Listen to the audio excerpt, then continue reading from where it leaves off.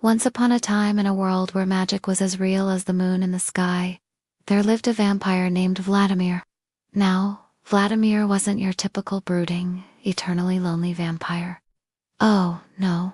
Vladimir was a happy-go-lucky, fun-loving vampire, always ready with a joke and a charming smile. But there was one thing that Vladimir didn't like about himself: his fangs. You see, while they were handy for, well, the whole vampire thing, he really wished they were just a bit less pointy. One day, Vladimir decided he'd had enough. He was going to get those fangs fixed. The only problem was he didn't know of any good dentists who specialized in, non-human teeth. His search led him to an old, gnarled oak tree at the edge of town.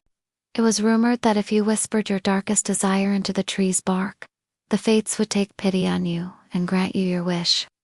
Desperate times called for desperate measures. So, with a deep breath, Vladimir whispered his wish to the tree.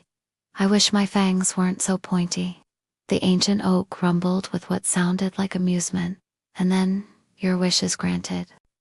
And just like that, Vladimir's pointy fangs became straight as arrows. Ecstatic, Vladimir thanked the tree and skipped merrily on his way. But as he turned the corner, he crashed right into someone, or rather something. A girl with long, flowing silver hair and piercing amber eyes glared at him, her hands clenched into fists.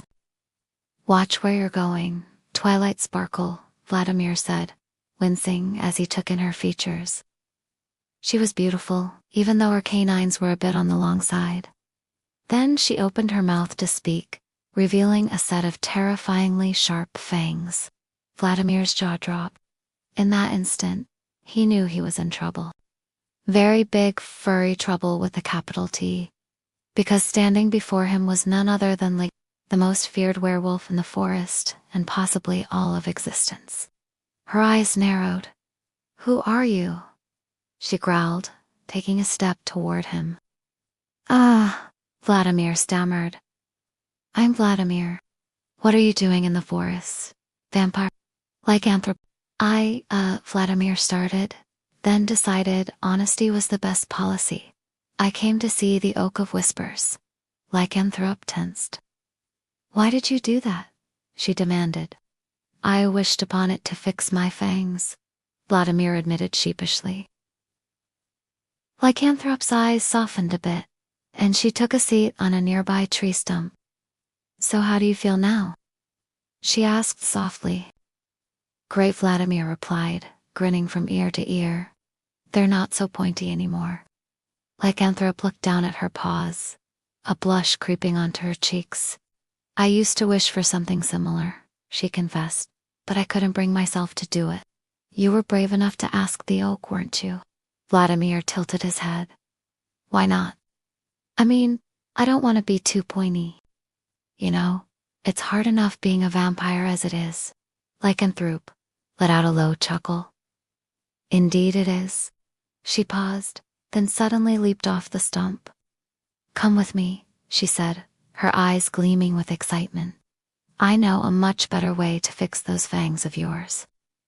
And with that, she took off into the forest, leaving a confused but intrigued Vladimir in her dust. As they walked, Lycanthrope told Vladimir that she knew a hermit who lived deep in the forest. He was an expert in potions and concoctions, and he might just be able to help. Of course, Vladimir had no idea that Lycanthrope was actually leading him deeper and deeper into werewolf territory, and that her pack was planning a midnight hunt. After all, werewolves and vampires don't typically hang out together. Well, except for that one time in history class, when Bella and Edward met in that fateful Italian restaurant. But that's a story for another time. Finally, reaching the hermit's hut, Lycanthrope knocked on the door. Soon after, a wizened old man with a long white beard appeared before them. With a wave of his gnarled staff, he ushered them inside. As the three of them sat down at a table, Lycanthrope explained Vladimir's predicament. "He wishes for his fangs to be not so pointy," she said. The hermit stroked his beard thoughtfully. I believe I have just the thing," he said. disappearing into another room. Moments later, he returned with a vial filled with a shimmering purple liquid. "Here you go," he said to Vladimir, handing it to him. "Drink this, and your wish will come true." But before Vladimir could take the potion, Lycanthrope reached out and stopped him. "Wait, are you sure this is safe?" she asked the hermit. "Of course," the hermit replied with a wink. "It's just an ordinary potion. Nothing special." Lycanthrope looked at Vladimir, then back at the hermit. She couldn't shake off this feeling that something wasn't right. As she stared at the potion, its purple liquid swirling enticingly, she knew she had a decision to make. Trust the mysterious hermit or trust her gut? To be continued.